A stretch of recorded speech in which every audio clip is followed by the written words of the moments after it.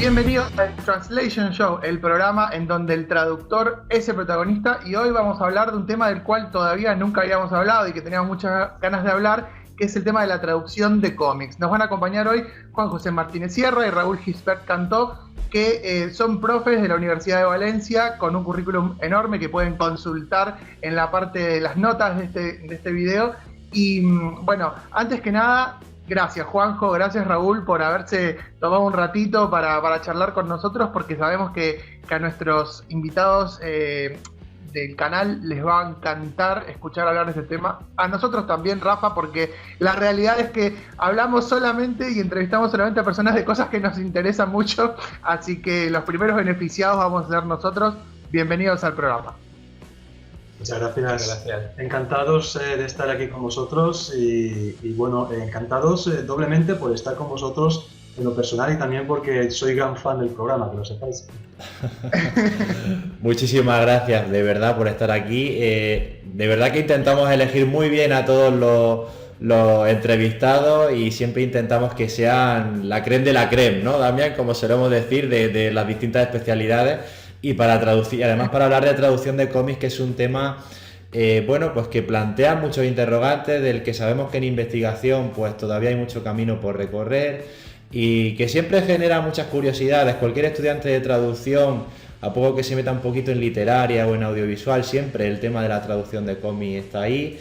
Pero quizás es un tema que, al menos en mi caso, no sé ahí en la Argentina, Damián, que siempre solemos hacer esta comparación de cómo están las cosas en un sitio y en otro, pero no se toca mucho en los planes de estudio, ¿no? El estudiante de traducción dice, sí, pues audiovisual o traducción literaria, y está en la traducción de cómic un poco ahí a caballo entre las dos especialidades, pero nunca se llega, en algunos casos, ni siquiera se llega a tocar ese tema, ¿no? Entonces, bueno, pues para eso estamos aquí, para intentar dar salida a este tema y bueno, pues arrojar un poquito de luz sobre las dudas que puedan tener los alumnos. Así que la primera pregunta, Damián, no puede ser otra. Hablamos un poquito de cómo se puede introducir el alumno en la traducción de cómics, sobre todo en el ámbito académico, qué actividades hay. Porque, por ejemplo, sabemos que Juanjo ha impartido algún que otro taller sobre traducción de cómics. Bueno, ¿cómo puede hacer un alumno, que seguramente es la persona que va a ver el programa, para introducirse en la traducción de cómics? Bueno, en el caso que nosotros conocemos, que obviamente es el de aquí, pues lo hemos vivido, yo como profesor en su momento y Raúl como alumno en este caso exactamente. Y la primera vez que presentamos en la materia del cómic aquí en Valencia fue dentro del contexto del máster que tenemos de traducción creativa y humanística. Porque en el grado la verdad es que no hay hueco, no tenemos ninguna asignatura específica para ello. Hay una asignatura en la que podríamos de alguna manera meter algún contenido, pero lo tenemos que compartir con otras cosas, de manera que lo que se podría ver es más bien escaso, ¿no? Sí que es verdad que en el máster tenemos un poquito más de espacio y en esa asignatura pues intentamos como mínimo hacer una panorámica de introducción a un ámbito que estoy totalmente de acuerdo con vosotros, ¿no? Pasa un poco desapercibido, ¿no? En muchos planes de estudio y la verdad es que es una cosa, aparte de todo el interés que tiene, pues también hay un mercado, ¿no? que hay que satisfacer, ¿no? No sé tú cómo alumno lo viste. Sí, exacto, porque como has comentado es un poco, está a caballo entre lo que es audiovisual y literario, entonces no sabemos tampoco muy bien cómo ponerlo. Sí. Aquí depende un poco de quién preguntes. Claro. Si preguntas a alguien de audiovisual te dirá que es traducción audiovisual, si preguntas a alguien de literaria te dirá lo contrario, ¿no? Yo, en fin, obviamente tengo el perfil que tengo y siempre presento la traducción de cómics, como algo que podemos explorar desde la traducción audiovisual, ¿no? Si queréis luego os comento por qué. Claro. Vamos a empezar con eso. La razón que yo siempre expongo en clase es lo siguiente, ¿no? Cuando uno pronuncia la palabra audiovisual, pues piensa obviamente en imágenes y sonido, ¿no? En el caso de los cómics la imagen es obvia. Pero ¿qué pasa con el sonido? Bueno, si hacemos un pequeño ejercicio podemos entender que esos sonidos están plasmados en esas onomatopeyas que aparecen dibujadas, a que de alguna manera cuando uno las lee, pues hace que en su mente, ¿verdad?, resuenen esos sonidos, cobren vida de alguna manera, y por esa razón es la que yo, bajo mi punto de vista, justifico que podamos estudiarlo desde el punto de vista de la traducción audiovisual. Pero ya os digo que es una opinión obviamente interesada por mi parte. Y los que la incluirían dentro de la traducción literaria, ¿cuál sería su justificación para contrastar los escuchaste alguna vez? Buena pregunta. Tú has estudiado más eso que yo. Claro, sí, por ejemplo, si queremos englobarlo dentro de lo que es digamos eso, más en el mundo de la literatura literaria, por así, claro, es darle la importancia al texto. En este caso, sobre todo, es una narración secuencial. En este caso, claro, la viñeta incluye texto, pero claro, la televita es que no incluye texto. Entonces, por eso es tan difícil decidir por una de las dos, simplemente por eso. A mí me llama la atención, o para inclinarme para el lado de lo audiovisual, digamos, la cuestión de, en muchos cómics, por lo menos en los que leo yo de superhéroes y demás, en la mayoría de los casos la ausencia de un narrador, ¿no? En general simplemente hay un pequeño párrafo en la primera página como para contextualizar, pero después no es necesario que entre todos los diálogos haya alguien diciendo qué es lo que pasó, y para mí ahí está también, ¿no?, la parte más visual que tiene el cómic, que por ahí no se podría transmitir quizás solo en diálogos si lo pasáramos a texto literario, ¿no? Y también me parece que desde el punto de vista, lo que he vivido yo con los estudiantes es que el interés del perfil que se interesa por la traducción literaria es muy distinto del que se interesa por la traducción audiovisual, y la gran mayoría de las veces el que se interesa por la traducción audiovisual se interesa por los cómics, ¿no? También. O sea, yo he visto eso bastante en mis alumnos, que por ahí en clases de audiovisual, cuando comentamos esto mismo, porque nosotros también la incluimos como parte del audiovisual, se interesan bastante en cómics y bueno. Ahora, el tema del mercado, porque por ejemplo acá en la Argentina no hay cursos, salvo uno que dio Juanjo hace un tiempo, y hay muy poco. También eso responde un poco a la realidad, que es que acá algo que pasa es que muchas editoriales argentinas hacen sus propias traducciones, pero los que las hacen no son traductores, sino quizás son hasta los propios editores de los cómics, ¿no? Es algo que pasa, y son muy criticadas las traducciones nacionales de prácticamente todo lo que se hace acá. Me imagino que allá no es esa la realidad, y que es mucho, digamos, que se busca bastante más al traductor profesional para acceder al mundo de los cómics, pero quizás estoy equivocado. ¿Es así o no es así? Bueno, hasta donde yo sé es así. Sí que es cierto que hay ciertas editoriales que de alguna manera se pueden especializar más o menos en la traducción de cómics, en la comercialización de este tipo de productos, y hasta donde yo sé es bastante habitual recurrir a la figura de pues, un traductor, un autónomo, que lleva a cabo ese proceso de traducción.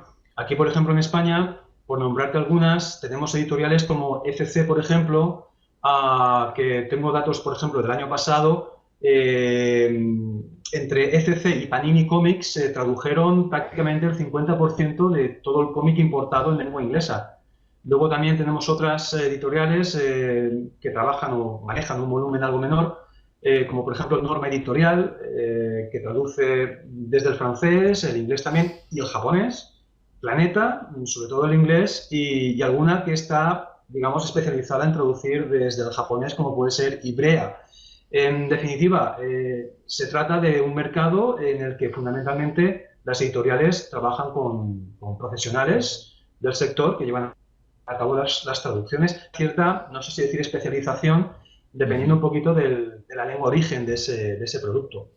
Siempre que nos vamos hacia ámbitos tan especializados surge una gran pregunta o una gran duda, que es, ¿se puede vivir igual que se suele preguntar en traducción audiovisual, ¿se puede vivir de la traducción de guiones para doblaje, del subtitulado?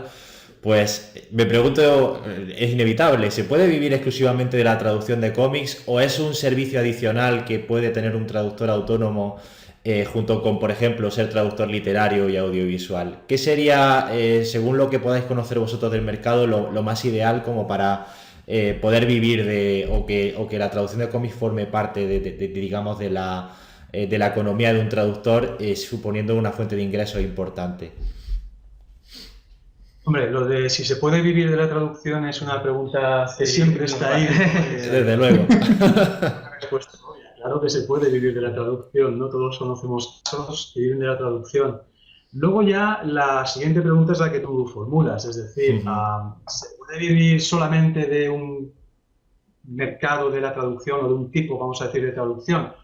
Bueno, hay gente que lo hace, pero también está el perfil del traductor que, bueno, se dedica a varias cuestiones, ¿no? No solamente a una, ¿no? Entonces, yo creo además que eso es sano, es decir, ¿por qué no? Es decir, ¿por qué uno no puede durante un periodo de su vida o del año laboral dedicarse a traducir unos cómics y luego después estar otro tiempo, pues, no sé, acudiendo a un festival de cine a subtitular, por ejemplo, ¿no? Claro. Yo creo que son todo labores complementarias y que, bueno, el traductor del siglo XXI, pues, va un poco en esa línea, ¿no?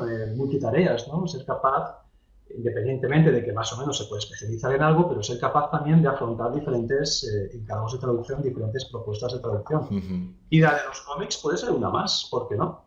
Exacto, sí. Además, sobre todo, comentamos que hay las grandes editoriales de cómics, tanto DC como Marvel, siempre están publicando cómics, tienen series regulares. Por tanto, sí, casi siempre se recurre a los mismos traductores, por supuesto que en este caso sí que... Y la continuidad en este caso. Y hay un añadido, el hecho de que, bueno, el traductor en este caso de cómics, pues no solamente puede encargarse de traducir, sino de hacer otras cosas más, como por ejemplo, pues editar traducciones, revisar traducciones hechas por otros profesionales, e incluso pues, ser una especie de ojeador del mercado para proponer a una cierta editorial la traducción de un cierto cómic que acaba de salir y que si la editorial acepta, pues él mismo puede encargarse de llevar a cabo esa traducción. Es decir, que también tiene ese puntito también de, bueno, de tener iniciativa y de no esperar a que te llegue el trabajo a casa, sino ser tú también el que salga de casa a buscar el trabajo. Claro, porque por ejemplo en el caso de DC, Marvel, es impresionante la cantidad de cosas que se publican, ¿no? Y me imagino que igual que acá es muy poco lo que... Bueno, no es muy... Parecería que fuera muy poco, pero en realidad es bastante lo que se traduce, pero comparado con la cantidad de lo que se publica, ¿no? Por ahí no es... Y bueno, ahí está. Es interesante ese papel de la iniciativa. Y yo con respecto, saliendo de DC y Marvel, la duda que tengo siempre con el tema de los cómics, que seguramente me podrán responder, es cómo viene todo lo que es manga, ¿no? Digamos, o sea, se trabaja sobre el texto en inglés ya, porque obviamente que a diferencia de... Rafa por ahí me podrá corregir, pero a diferencia de muchos videojuegos que ya se están escribiendo directamente en inglés a pesar de ser de empresas de Japón, en el caso del manga no pasa, ¿no? Porque es tan amplio el mercado en Japón que obviamente se escribe todo en Japón primero y en japonés y después se traduce. Debe haber excepciones. A mí me tocó trabajar una vez en un proyecto de un libro para Ibrea justamente que era un libro que se escribía específicamente en inglés de una colección que ya existía y entonces era como caso especial, no era una traducción, pero me imagino que siempre se hace como desde el inglés primero, ¿no? O hay que saber japonés para dedicarse a la traducción de cómics específicamente en el manga.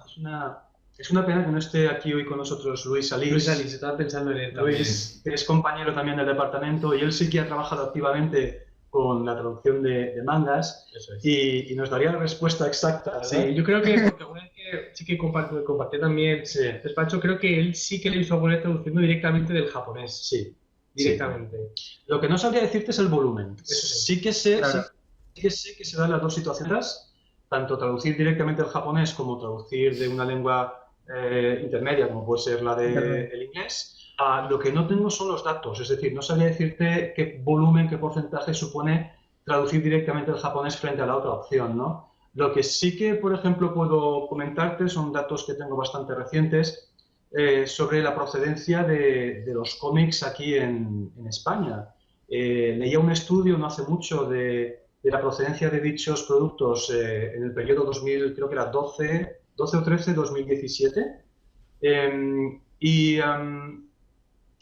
La mayoría de títulos venían de Estados Unidos, estamos hablando de unos 1.500 y pico títulos, y luego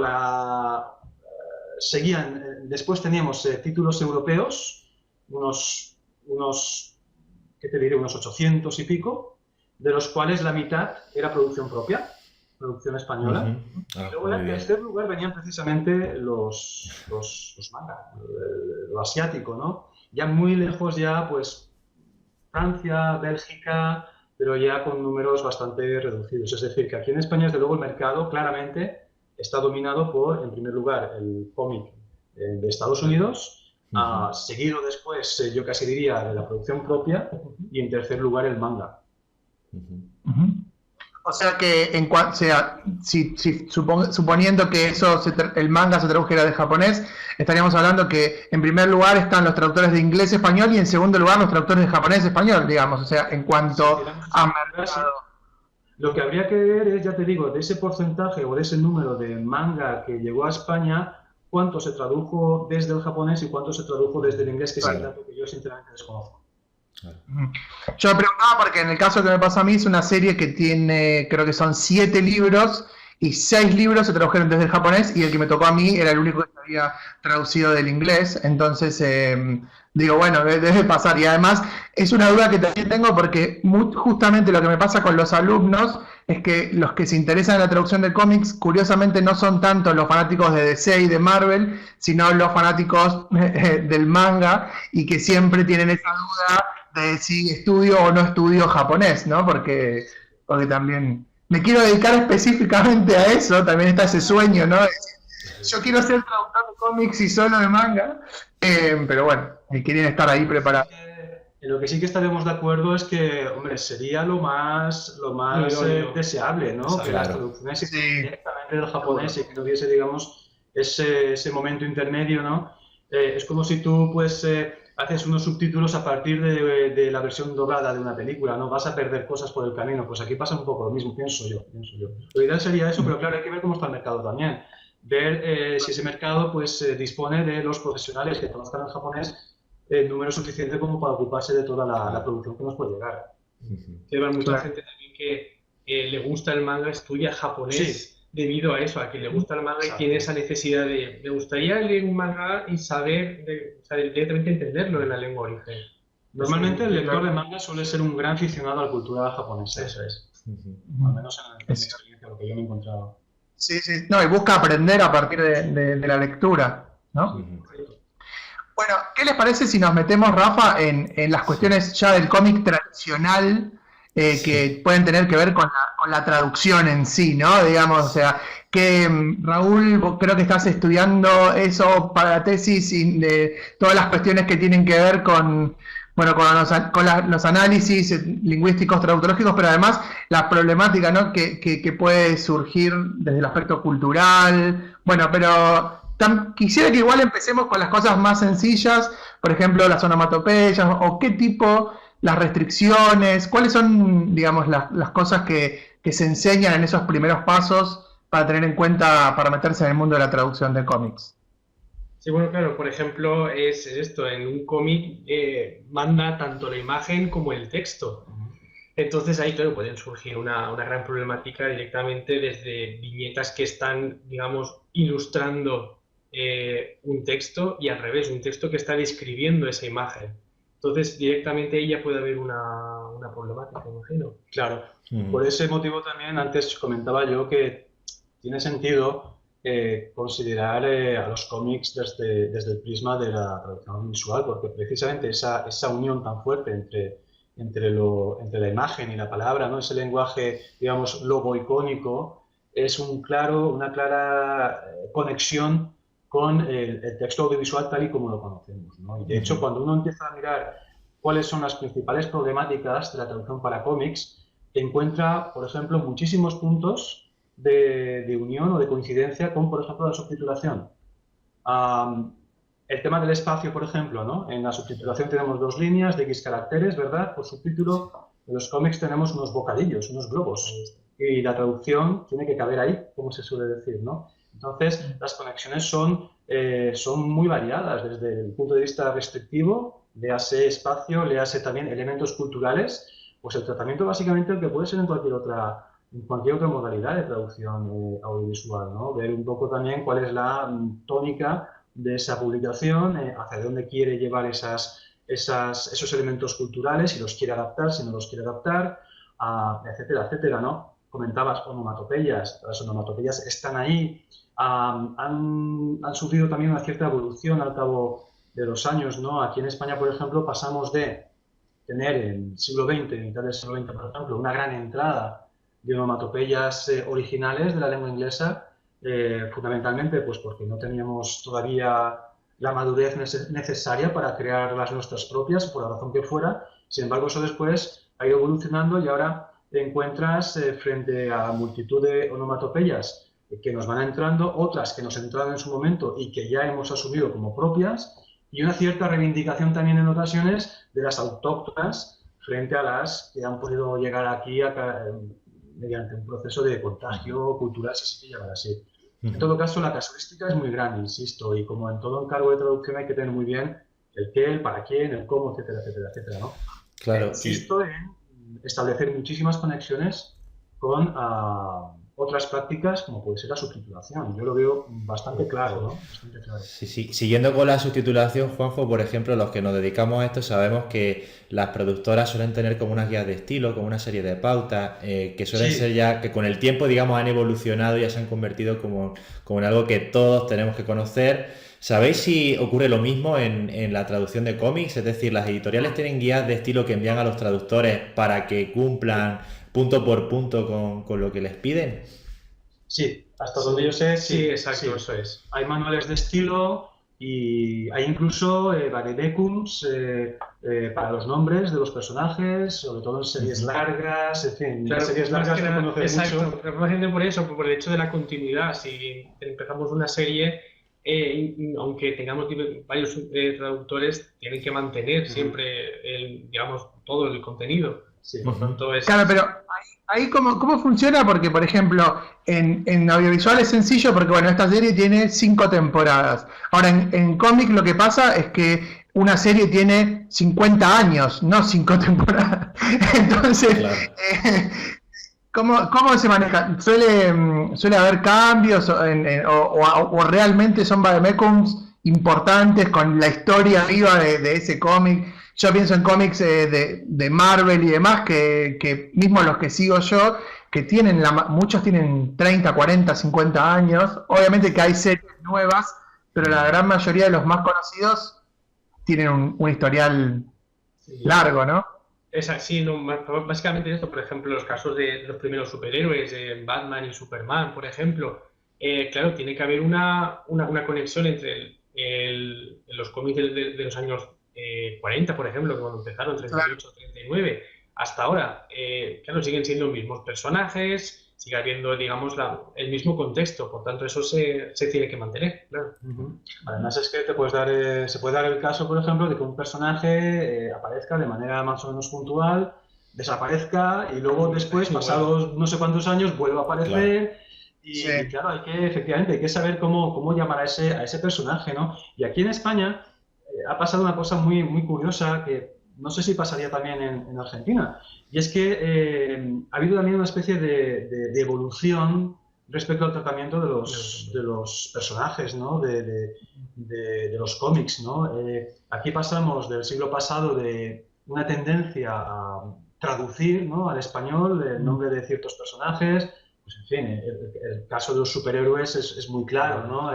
Desde la masa, el Joker, que digamos, por ejemplo, ¿no?, a, yo que sé, Estela Plateada, Dan Defensor, que es un caso muy curioso, ¿no? Y ahora, pues, la evolución ha ido hacia el otro extremo, ¿no?, al extremo de mantener los originales. Quiero decir con ello que, además de las indicaciones de la propia editorial, hay también, no sé cómo llamarlo, periodos o modas que de alguna manera también te dictan hacia dónde va el mercado, ¿no? Imagino que las editoriales lo que harán será, pues, detectar esas tendencias y ajustarse a ellas, ¿no?, de alguna manera. Creo que eso debe tener que ver mucho con el tema del cine, ¿no? En la actualidad de que, ¿no? El caso de Spider-Man, que es un caso muy curioso porque en algunas publicaciones pasó de ser Spider-Man y el Hombre Araña, las dos cosas en las tapas. Ahora es solo Spider-Man, entonces, bueno, por ahí vuelve el Hombre Araña en algún momento, pero... Sí. Además es que ten en cuenta otra cosa, que normalmente, y esto te lo comentará Raúl mucho mejor que yo, normalmente el paso siempre se ha dado del cómic al cine, o sea, de la página a la pantalla, pero ahora justamente es al revés. Por ejemplo, incluso se ven ya cómics que no son adaptaciones, esos son adaptaciones del cine, es decir, es una adaptación de una adaptación. Por tanto, claro, esto es una clara evolución. Me quedé con una cosa de las onomatopeyas puntualmente. En muchos casos pueden tener una traducción concreta, ¿no? Porque por ahí es el ruido, no sé, de un chasquido o lo que sea. Pero hay muchos casos donde son onomatopeyas que se inventan para cualquier cosa. Y en esos casos, en español, yo he visto acá en Argentina, que ya le digo que no es un muy buen ejemplo porque se suele mantener mucho como está en el original, pero he visto muchos casos que se deja tal cual como está en inglés. Y entonces yo lo que quiero saber es, digamos, si hay se inventa también estopeya cuando no hay, decir, bueno, es un ruido de un timbre, bueno, esto es en ring con G en inglés y ring sin G en español. Bueno, ¿cómo es cuando es una onomatopeya creada? Nosotros también tenemos que ser creadores en ese sentido, porque a veces son muy importantes porque ocupa toda una hoja, ¿no? Y no es que es un detalle menor. Hombre, yo hasta donde sé, el tema de las onomatopeyas en estos momentos, como comentaba antes, estamos viviendo un momento en el que sí que puede haber una cierta reivindicación de fórmulas autóctonas, pero en el que seguimos todavía también aceptando, utilizando numerosas onomatopeyas que nos llegan de la lengua inglesa, por ejemplo, ¿no? Pero claro, aquí hay que tener en cuenta varias cosas. En primer lugar, el lector de cómics del siglo XXI no es como el lector de cómics del siglo pasado, es decir, estamos hablando de un público mucho más maduro, más acostumbrado a la lectura además del cómic, y que es capaz además de, a través del contexto, a partir de toda la historia que se está leyendo, de su propia experiencia como lector, de interpretar una onomatopeya, aunque sea la primera vez que la ve en su vida, ¿no? Entonces, desde ese punto de vista, el hecho de que una onomatopeya se mantenga tal cual, yo creo que hoy por hoy ya no es tampoco algo que afecte negativamente a la recepción de un determinado producto, ¿no? Además, hay más motivos para, de alguna manera, ante una onomatopeya como la que comentabas, pues dejarla tal cual. Y es que, además, es que es más caro cambiarla. Es decir, imagínate estas onomatopeyas que están también, que forman parte del dibujo de la viñeta, ¿no? Es decir, ahí tienes también limitaciones técnicas, porque hay que ver cómo está, qué tipo de técnica se ha utilizado para plasmar visualmente, ¿no?, esa onomatopeya, y luego está la parte también económica, ¿no? Cambiar ese tipo de onomatopeya supone un mayor desembolso, ¿no?, de un mayor presupuesto, ¿no? Entonces, claro, desde el punto de vista económico también, parece ser, o parece que lo más habitual sea también optar por el mantenimiento de la onomatopeya, ¿no? Confiando, como digo, además en la propia experiencia del público, ¿no? Sí, porque claro, cuenta que no solo traductor, haría falta pues ya un maquetador, un ilustrador, para cambiarlo todo. Entonces, colorista, un rotulador. Es como la edición de gráficas en un video audiovisual, digamos, que acá se ve, por ejemplo, que aunque esté doblado, solo Disney edita todo y pone todo en español, pero hay otras empresas que dejan todo en inglés porque es más caro. Es más, se da también una cosa interesante aquí en España, y es que muchos artistas, muchos creadores de cómic españoles, ya de por sí utilizan onomatopeyas propias como puede ser la lengua inglesa, de sus creaciones originales en lengua española.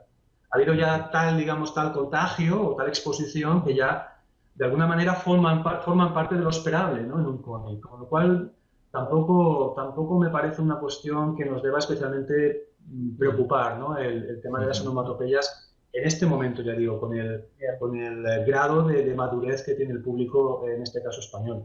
Ujú. Y en cuanto a lo que serían las referencias culturales y la traducción del humor, una de las preguntas o una de las dudas que a mí me suelen surgir más también es hasta qué punto el traductor tiene permiso para meter mano ahí o tiene libertad, mejor dicho, para tomar las decisiones que estima conveniente, porque en otras modalidades tipo doblaje o tipo subtitulado, la verdad que la sensación es que el traductor tiene libertad para proponer traducciones, pero sí que es verdad que ocurre que a veces te las cambian o hay una tercera persona, un revisor, o en este caso en traducción audiovisual es el ajustador, ¿no? Muchas veces, o el director de doblaje, el que llega y te cambia una propuesta. En el cómic ocurre también, es decir, el traductor propone y luego le cambian, o generalmente lo que suele proponer va a misa porque, digamos, es el experto. ¿Cómo veis este tema a nivel, digamos, de procedimientos de traducción? Sí, pues yo creo que normalmente, claro, como por ejemplo las series lo van traduciendo normalmente, casi siempre los mismos traductores, no suelen tener tampoco esos problemas, porque básicamente se adapta también el estilo del propio traductor en sí. Sí que es cierto que, claro, hay, como siempre, restricciones, hay mucha revisión, pero claro, tiene una cierta libertad, pero claro, como hemos comentado, no es simplemente, es como la traducción audiovisual en este caso, claro, hay una imagen ahí que también es el que te está frenando, dando cierta... Claro. límites en este caso. Y antes mencionábamos también el tema de los manuales de estilo, ¿no? Hay también otra fuente a la que consultar por parte del traductor de cómics, que es, en caso de ser posible, el propio autor de ese cómic, ¿no? Claro. Autor, en caso de ser posible, pues puede ser también otra fuente con la que poder consultar dudas e intercambiar ideas y evaluar propuestas, que me parece algo interesante también a tener en cuenta. No, sin duda, porque además es que en traducción audiovisual no está esa posibilidad, porque si tienes que hablar con el director de la película original es que es imposible, pero en cambio en el caso de la traducción de cómics, si está esa posibilidad, pues desde luego que es mucho más fácil para todos. Sí. Además que la traducción de cómics, a ver, es una opinión mía personal, quiero decir que puede estar equivocada, pero a mí me da la sensación de que tiene, digamos, un puntito de artesanía, ¿no? Sí. Que de alguna manera otras prácticas como, no sé, el doblaje o el subtitulado han perdido, ¿no? Y no sé, es un puntito que a mí personalmente me parece muy, muy atractivo, ¿no? Como que es un proceso que se puede seguir más de cerca por parte del traductor, ¿no? Es una sensación, puede estar equivocada. ¿Cuánto influye el conocimiento de la serie en general, ¿no? O de ni hablar del tipo, ¿no? Pero ¿cuánto influye eso para que, por ejemplo, a uno lo contraten? ¿Y cuánto influye, que yo lo he visto en algunas pruebas que me ha tocado hacer, conocer, ¿no? Porque, o sea, leer, ser lector de cómic y como para saber específicamente qué se espera, que no va a ser una traducción quizás tan convencional, por lo menos desde el punto de vista de la experiencia que tengo yo, cosa que por ahí, no sé, en cursos de Rafa he escuchado decir que por ahí está bien, no hace falta que estés todo el día jugando a la PlayStation para saber hacer videojuegos, pero algo tenés que conocer. Bueno, ¿cómo es en el mundo del cómics? Claro, exacto, sí, el mundo del cómic es, claro, lo mismo. Si tienes un bagaje, es decir, si conoces muy bien, si por ejemplo sabes que van a traducir, por ejemplo, el DC, conoces muchos superhéroes de DC, conoces las historias, claro, ya no solo por el hecho de tu propio conocimiento, sino por el hecho de la facilidad luego a la hora de traducir. Cuando te encuentras frente a una situación, sabrás enseguida quién es cada personaje, qué relación tiene entre ellos, por ejemplo, el contexto, la situación. Y claro, más que nada es eso, ya no solo el hecho de conocerlo, sino para facilidad propia del propio traductor. Sí, yo estoy... Claro, la pregunta iba un poquito más para el lado de, suponiendo que nunca me dediqué a la traducción de cómics, me dedico solo a la traducción audiovisual y quiero entrar en ese mercado, ¿no? O sea, obviamente que saber me va a servir para mí cuando llegue a hacer la traducción, pero primero tengo que llegar a que me asignen un trabajo, ¿no? Digamos, entonces, digamos, ¿se tiene mucho en cuenta eso? Si conocen algo sobre eso para que la editorial te contrate. Yo como estudioso del tema, que como ya sabéis no trabajo como traductor de cómics de manera profesional, sino que me limito a su estudio y a intentar de alguna manera pues compartir los básicos, ¿no? de este asunto. Desconozco con detalle hasta qué punto puede ser eso decisivo para conseguir un trabajo. A ver, lo que sí que puedo hacer es aplicar el sentido común, ¿no? Y pensar un poco o extrapolarlo a otras situaciones a las que se puede encontrar un estudiante, alguien que termina y que quiere empezar a trabajar y meterse en el mercado. Obviamente, no sé, yo lo veo de cajón. Cuanto más conozcas aquello con lo que vas a trabajar, más facilidad tendrás, ¿no? ¿Hasta qué punto eso lo valorará el cliente o no lo valorará? Bueno, yo entiendo también que dependerá, que esto irá por barrios, ¿no? Pero yo creo que todo cliente pues también buscará a alguien que tenga un conocimiento del producto con el que va a trabajar, ¿no? Entonces seguramente será un plus, ¿no?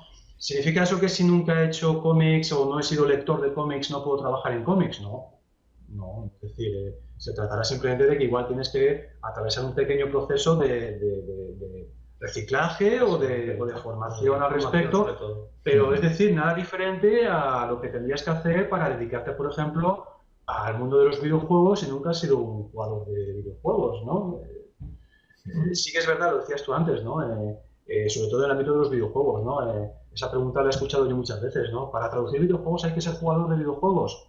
A ver, los que saben de estas cosas, los que trabajan estas cosas, suelen decir que sí, pero yo quiero ser un poquito más, es un poco de formación profesional, como a mí me gusta animar a mis estudiantes y les digo, bueno, nada es imposible, ¿no? Todo es ponerse a aprender y si alguien quiere llegar a un sitio, si trabaja y se forma, llega. Esto es así. Claro, y luego también hay que tener en cuenta también la realidad, ¿no? Pues en mi caso, en localización de videojuegos, dice, ¿hay que ser jugador? Dice, sí, pero yo a lo mejor soy jugador de videojuegos de fútbol o de videojuegos de otro tipo y luego de repente llega a la misma empresa, porque al final las empresas trabajan con videojuegos muy distintos, te quieren asignar un videojuego totalmente distinto sobre un tema que no conoces, pero aún así te lo asignan, porque al final es tu cliente. Entonces al final puede ocurrir que incluso aunque tú seas especialista en un determinado, en el caso del cómic me imagino, ¿no? A lo mejor aunque seas especialista en un determinado tipo de cómics, te puede siempre tocar otro que sea lo contrario y seguramente vas a tener que compensar con documentación, con ya la manera que tenga cada uno de resolver ese tipo de problemas. Yo me imagino, vamos, que además, que será así. Si no fuera así sería muy aburrida esta profesión. Claro. Lo bueno que tiene esta profesión es que siempre tenemos por delante retos y siempre tenemos que estar formándonos, reciclándonos. Y no podemos parar nunca, porque como tú muy bien dices, Rafa, nunca sabemos lo que nos va a entrar por la puerta. Entonces, bueno, lo importante es, como digo, tener las ganas y tener las cosas claras e ir a por ello. Sí, yo creo que eso es lo que tiene que motivar también a los alumnos que no sepan tanto, que no tengan tantos conocimientos, porque es que realmente vale que una persona que tenga más años que tú o más formación que tú pueda tener más opciones de conseguir un trabajo, pero eso no implica que esa persona vaya a saber más que tú en un determinado encargo, porque incluso en pruebas de traducción ocurre que va gente muy preparada con gente que no está preparada y te plantan una prueba de traducción sobre un tema que no tienes ni idea y ocurre que una persona que a lo mejor no tiene tanta experiencia pero sí conoce ese tema, ahí saca nota. Entonces al final es todo muy relativo y no debe de ser eso motivo para que la gente se venga abajo. Yo por ejemplo lo veo en clase, ¿no? Hacemos alguna práctica y, por ejemplo, recuerdo que en una ocasión hicimos una práctica y la temática del texto tenía que ver con música, ¿no? Hubo una persona en el grupo que dominaba esa temática porque era músico y nos dio una lección al resto, ¿no? Sobre conceptos relacionados con ese ámbito, ¿no? Por ejemplo. Claro. Entonces, es así, efectivamente. Bien, y para ir cerrando, dos cositas. La primera, que por ahí, si no saben, no hay problema, ¿qué me dicen si es que yo, así como lo tengo investigado, creo que se llama así, del Scanlation, que vendría a ser como el equivalente al fansub en el mundo de la traducción de cómics? Y bueno, y después o sea, la pregunta que nos hacemos siempre, si influye o no influye en la cantidad de trabajo profesional que se asigna, si los que se dedican a hacer este proceso de manera gratuita pueden hacer que no se publica alguna serie porque ya está de manera accesible. Bueno, si pasa algo que puede pasar de vez en cuando en la traducción visual, que es que se tome ese material y se use para usar una publicación oficial. Bueno, lo que nos puedan comentar sobre eso para hacer el paralelismo con el fansub. Y bueno, y después para cerrar, bueno, lo que nos quieran contar, sobre todo Raúl, de tus proyectos, de cómo podemos hacer un seguimiento también de este tema, las personas que nos están viendo del otro lado, para que se sigan interiorizando en la traducción de cómics. Yo sobre lo de los scanlations, a ver, sí te puedo decir que a mí desde el punto de vista, te hablo como docente, me parecen una maravilla porque me permiten practicar en clase, obviamente, ¿no? De hecho hacemos trabajos, ¿no? de scanlations en clase para pues practicar y para que, bueno, los estudiantes pues de alguna manera tengan que pelear con esas restricciones a las que antes nos referíamos, ¿no? De espacio, culturales y demás, ¿no? Desde el punto de vista del mercado, tú me darás ahora también tu opinión, ¿no? Pero yo creo que de alguna manera, no sé hasta qué punto afectará negativamente. Yo mi sensación, y aquí vuelvo a hablar de sensación, es que no, en el sentido de que, igual que ocurre, por ejemplo con los fan-subbing, ¿no? Que en muchas ocasiones se hacen buscando inmediatez, es decir, que tal película o tal serie la pueda ver yo mañana, pero luego después siempre uno va a recurrir a la subtitulación, digamos, oficial, para volver incluso a ver esa película de otra manera, ¿no? Yo conozco amigos que lo hacen, ¿no? Que tienen prisa, que quieren ver tal estreno al día siguiente y lo ven con unos fansubs. Pero luego después, cuando se produce el estreno oficial, vuelven a ver la película ya con los subtítulos, digamos, oficiales. No sé hasta qué punto eso lo puedas... Sí, también sobre todo porque los que somos lectores de cómics de verdad, claro. Realmente eso lo que nos gusta es, bueno, ya está el producto en el mercado, vamos a por él, digamos, el hecho de decir, tengo el producto tal y como se ha traducido, digamos, tener ese original, entonces... Eso es por eso parte de lo que comentábamos, no creo que influya tampoco tan negativamente. Los que realmente somos lectores de cómics queremos. Sí, no sé, el que es un lector, digamos, pues profundo, ¿no? El gran aficionado, no creo que el hecho de ver un cómic traducido de manera, bueno, con scanlation, por ejemplo, le impida después ir al kiosco y comprar el volumen original, incluso para coleccionarlo, ¿no? Claro, sí, exacto. El lector de cómic está muy unido, ¿no? a ese perfil del coleccionista, ¿verdad? Claro, uno colecciona pues el original, a lo físico. Colecciona la copia. Y respecto a la tesis, pues... Sí, bueno, mi tesis lo que se basa básicamente es una evolución desde... Bueno, yo me centro en DC, sobre todo, en los cómics de DC. Y claro, lo que yo estoy un poco en la línea es un poco la evolución de cómo los superhéroes, sobre todo en DC, van evolucionando y qué procesos también, cómo digamos, se van traduciendo las etapas de cómics, cómo van esa evolución y cómo luego se adapta al cine. Claro, básicamente es la adaptación y desde un punto de vista fundamentalmente semiótico. Desde la semiótica. Semiótico y cuando decimos se van traduciendo, no nos referimos a cómo se han traducido del inglés al español, sino cómo se han traducido del paso de lo que decíamos antes, ¿no? De la página a la pantalla, ¿no?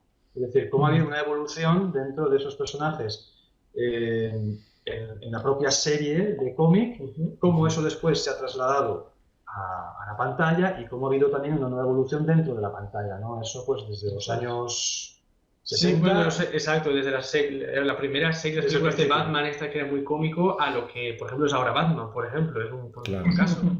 Es una evolución. Sí, es una especie, ya te digo, una especie de... Si tuviese que poner una etiqueta, sería estudio diacrónico / semiótico, ¿no? De la evolución de los superhéroes de DC, en este caso Superman y Batman. Exactamente. ¿Ya podemos leer algo sobre eso, Raúl, o todavía no hay nada para ir leyendo? Sí, publiqué un artículo en una revista además de semiótica, se llama Punto. Y nada, sí, es un poco, digamos, eso, es un análisis semiótico también de un poco eso de cómo estos productos transmedia, por así decirlo, digamos, las similitudes, las diferencias que hay cuando se pasa de un medio a otro. Bueno, chicos, Rafa, creo que no tenemos nada más por hoy. Es un tema que podemos seguir hablando muchísimo porque la verdad es que es muy interesante, así que quizás en el futuro los volvamos a tener. Y bueno, les agradecemos muchísimo por haber sido parte del programa. Rafa.